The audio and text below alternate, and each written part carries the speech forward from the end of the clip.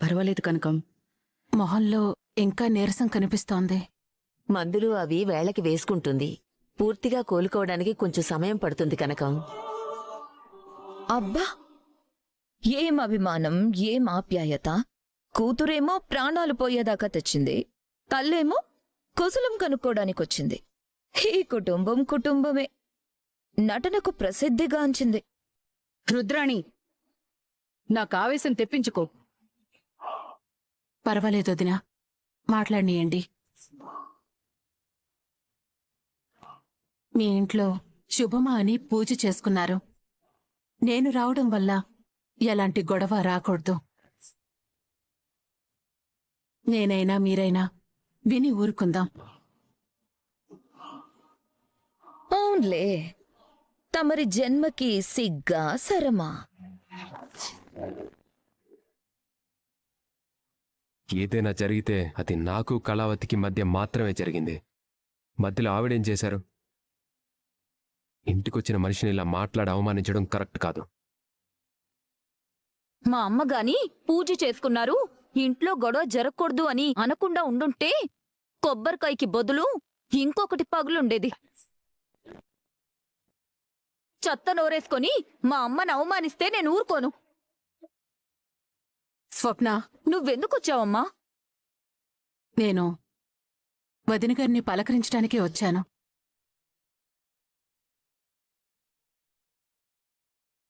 హాస్పిటల్లో ఉన్నప్పుడే రావాలనుకున్నాను. ఈలోపే ఏవేవో జరిగిపోయాయి.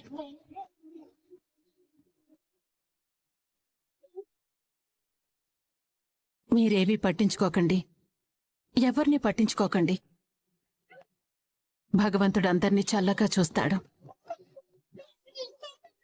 ఇదేంటి, మంచిగా ఉన్నట్టు నటించి మార్కులు కొట్టేయాలనుకుంటోందా? వీల్లేదు. కనకన్నెలాగైనా రెచ్చగొట్టి జీవితంలో ఈ ఇంటికి కావ్యని పంపించేదే లేదు అని అనిపించాలి. చెప్తా. అయినా ఏం మొహం పెట్టుకొనొచ్చావు? పైగా మా వదిన ఎందుకు ఇలాంటి పరిస్థితుల్లో ఉందో తెలిసి కూడా ఎలా ఉందని అడుగుతావేంటి? రుద్రాణి, నువ్వుండు వదినా, వీళ్ల సంగతి నీకు తెలీదు. చూసావా, ఇన్ని రోజులు రానిది ఇప్పుడెందుకొచ్చింది? మీరంతా వెళ్ళి తన కూతుర్ని కాపురానికి తీసుకొస్తారని ఎదురుచూసింది. ఎవరూ రాకపోయేసరికి తానే వచ్చింది. రుద్రాణి, ఇక చాలు. ఇప్పటికే చాలా ఎక్కువ మాట్లాడా. లేదన్నయ్య, చాలా తక్కువ మాట్లాడాను. రుద్రాణి సరిగ్గానే మాట్లాడుతోంది కదా.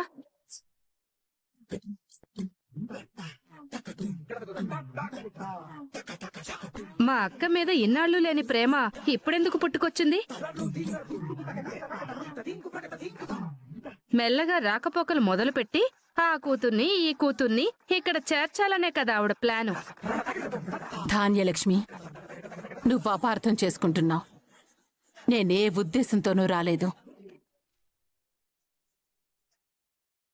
నా చిన్న కూతురు నువ్వు రమ్మన్నా రాదు. నా పెద్ద కూతురు రుద్రాణి పొమ్మన్నా పోదు. ఇక కావ్యంటారా, అది ఆ విఘ్నేశ్వరుడే చూసుకుంటాడు. అంటే ఇంకా నీ కూతుర్ని మా రాజ్ తీసుకొచ్చుకుంటాడనే ఆశపడుతున్నావా?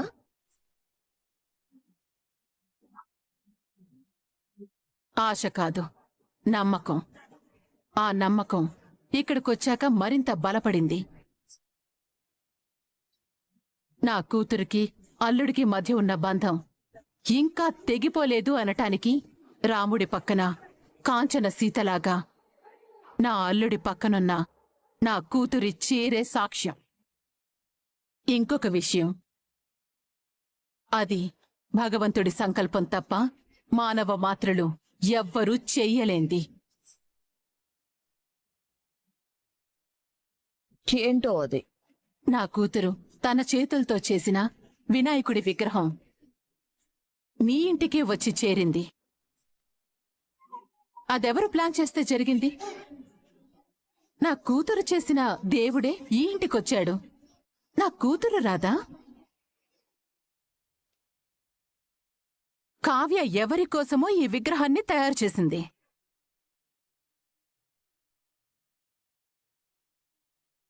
కాని ఎవరింటికి రావాలనేది ఎవరు నిర్ణయించారు?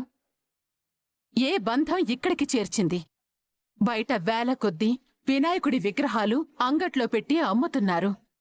కాని నా కూతురు రాత్రంతా మేలుకొని తయారు చేసిన వినాయకుడు మీ ఇంటికి నడిచొచ్చాడు.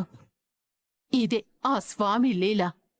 వచ్చాడు కదా, విఘ్నాలన్నీ తొలగించి నా కూతురు కాపరాన్ని ఖచ్చితంగా నిలబెడతాడు. వెళ్ళొస్తానండి. మంచిదమ్మా. వస్తానొదిన. రాజ్, చూసావా? నువ్వు 10,000 పెట్టి కొన్న విగ్రహం కావ్య చేసింది. నీది కావ్యది బ్రహ్మ వేసిన ముడి, అది ఎన్నటికీ విడిపోదు.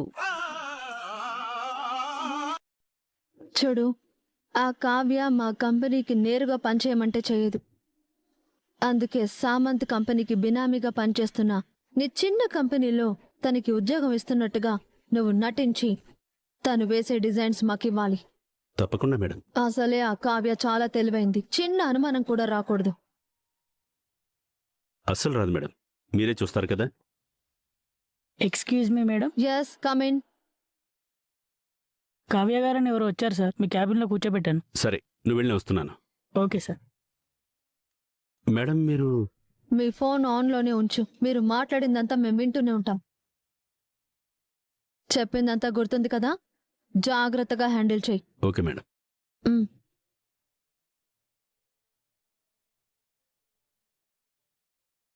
Good morning sir. Good morning. కూర్చోండి. Thank you sir. నేను చెప్పా కదా కావ్య అని, ఈమె సార్. మీ గురించి నేను విన్నానండి. మీరు గతంలో స్వరాజ్ గ్రూప్ ఆఫ్ కంపెనీలో పనిచేశారు కదూ? అవును సార్. ఇక్కడ కూడా మీరు అంతే క్రియేటివ్గా డిజైన్స్ వేసి మాకు ఇవ్వాలి. తప్పకుండా సార్. కాకపోతే మీరు ఎక్స్పెక్ట్ చేసేంత శాలరీ మేము ఇవ్వలేం. ఎందుకంటే మాది చాలా చిన్న కంపెనీ. స్వరాజ్ గ్రూప్ ఆఫ్ కంపెనీలో పే చేసినంత శాలరీ మేం పే చేయలేమండి. వీడేంటి సాలరీ ఇంత ఇవ్వలేము అంటూ ఓవర్ యాక్షన్ చేస్తున్నాడు? వాడి కంపెనీ చాలా చిన్నదని కావ్యకు నమ్మకం కలిగించడానికి అలా వాగుతున్నాళ్లే. నువ్వేం టెన్షన్ పడకు. నాకు డబ్బు బ్రతకడం కోసం మాత్రమే కావాలి సార్. కానీ నేను చేసే పని నాకు ఆనందాన్ని ఇవ్వాలి. అదే నాకు ముఖ్యం. గుడ్. అయితే రేపటి నుంచే వచ్చి ఆఫీస్లో జాయిన్ అవ్వచ్చు. Thank you sir. Thank you so much. Okay, ఇక మీరు వెళ్ళొచ్చు. Thank you sir. ఉంటాను సార్. ఓకే మేడం, మీరు చెప్పినట్టుగానే తనకు అనుమానం రాకుండా డిజైన్స్ వేయడానికి ఒప్పించాను మేడం. సాలరీ అంటూ కొంచెం ఓవర్ యాక్షన్ చేశావు. ఇంకెప్పుడు అలాంటి పని మాత్రం చేయకు. ఆ కావ్య తన భర్తకి వ్యతిరేకంగా పనిచేస్తుందని తెలిస్తే క్షణం కూడా ఉండదు. తను వేసే డిజైన్స్ ఇప్పుడు మనకి చాలా అవసరం. ఎందుకు బేబీ కంగారు పడతావు? నేను చూసుకుంటాను కదా, డోంట్ వరీ.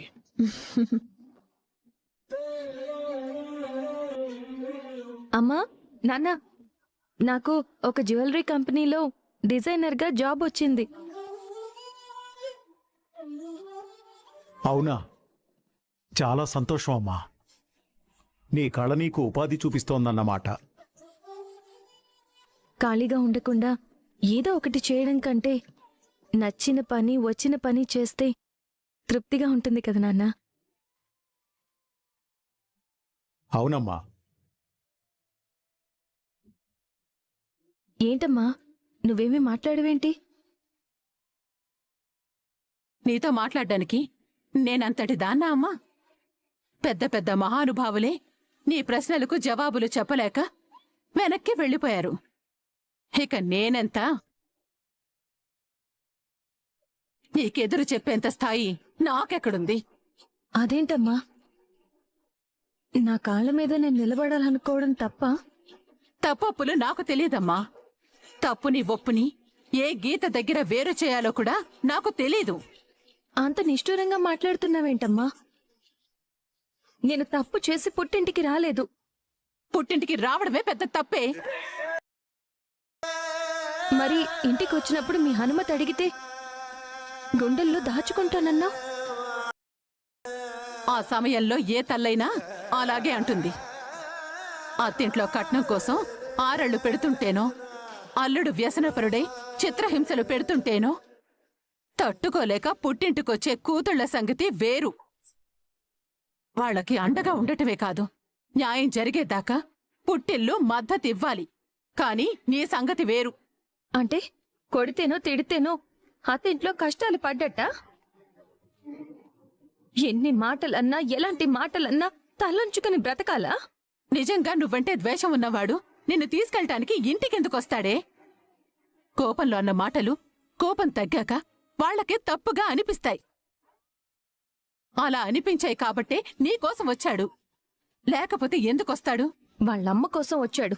వాళ్ళ అమ్మ కోసమే అయితే ఆ అమ్మనే పంపించేవాడు కదా, తనే ఎందుకొస్తాడు? ఆయన నాతో ఏమన్నాడో, నన్ను ఏమన్నాడో, అది ఎంతగా గుండెల్ని ముక్కలు చేసిందో నీకు అర్థం కావట్లేదమ్మా. కోపంలో తల్లి కూడా బిడ్డల్ని ఇంట్లో నుంచి వెళ్ళిపోమ్మంటుంది. అంత మాత్రాన బిడ్డ లేకుండా బతకగలుగుతుందా? మగవాడికి అహంకారం ఉంటుంది, అది తప్పే. ఆడదానికి ఆత్మాభిమానం ఉంటుంది, అది ఒప్పే. కాని ఆ ఇద్దరి మధ్య ఒక బంధం ఉంటుంది. ఆ బంధాన్ని అహంకారంతోనో ఆత్మాభిమానంతోనో తెంచుకోకూడదే. భర్త ముందు భార్య, భార్య ముందు భర్త తగ్గితే పోయేదేముంది చెప్పు? వ్యక్తిత్వం చచ్చిపోతుంది.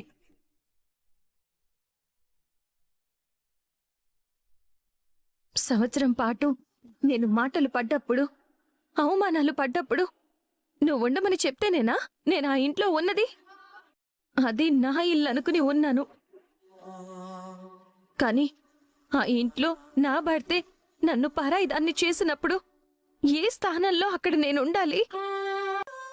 అది నా ఇల్లు ఎలా అవుతుంది? అందుకే వచ్చాను.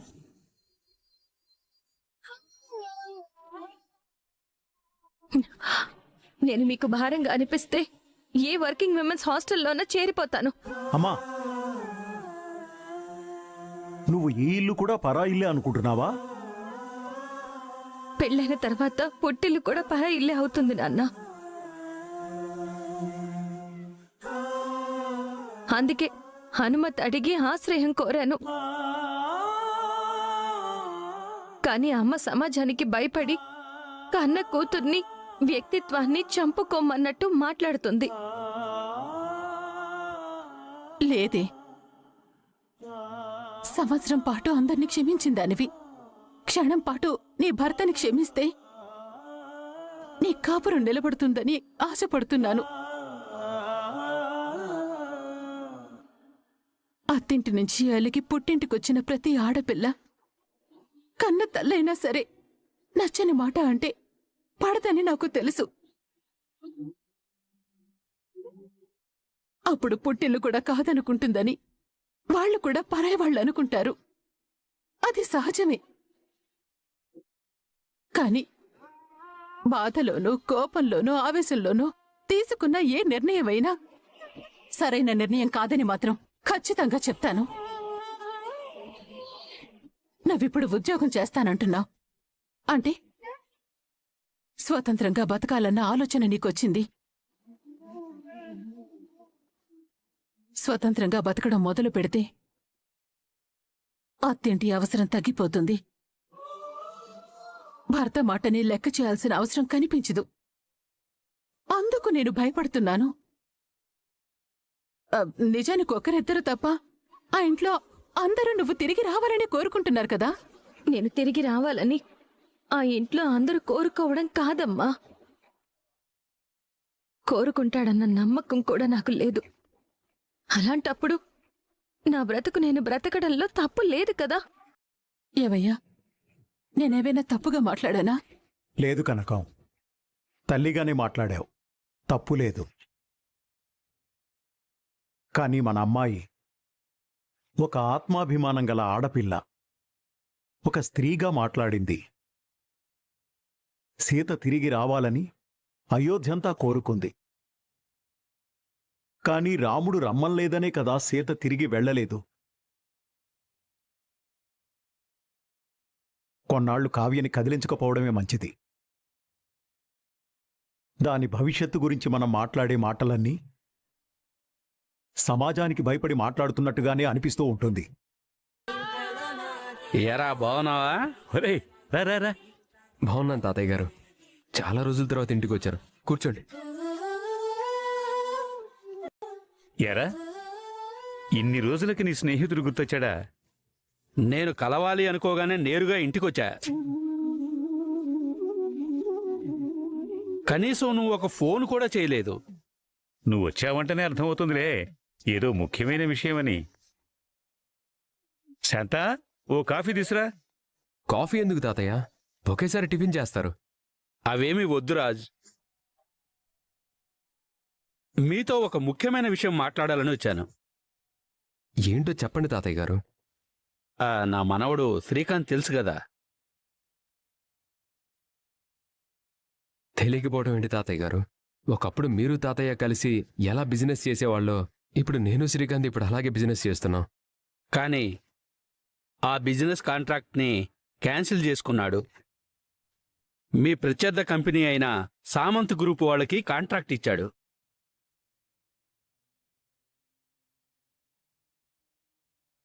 అదేంట్రా, 50 ఏళ్లుగా మనం కలిసి బిజినెస్ చేస్తున్నాం. ఇప్పుడు ఏం తక్కువైందని నీ మనవడు మాతో బిజినెస్ కాదనుకుని వేరే బిజినెస్కి వెళ్తున్నాడు? తక్కువైంది లాభాలు కాదురా, మనిషికిచ్చే మర్యాద.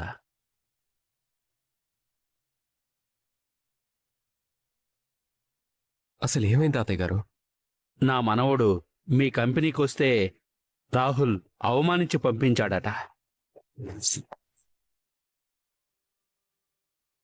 జరగవనుకున్నవన్నీ జరుగుతున్నాయి అంటే ఏది ఎవరి చేతిలోనూ ఉండదని గుర్తుపెట్టుకో. మన కంపెనీ 100 సంవత్సరాలుగా మొదటి స్థానంలో ఉంది. నీ చేతికొచ్చాక మరింత గొప్ప పేరొచ్చింది. ఆ పేరుని నిలబెట్టు. ఇప్పుడు రాజ్ మళ్ళీ పగ్గాలు చేత పట్టుకుని కంపెనీలోకి అడుగు పెడుతున్నాడు. రాజ్ భార్య కావ్యాని స్వరాజ్ కంపెనీ మీదకి అస్త్రంగా వదలబో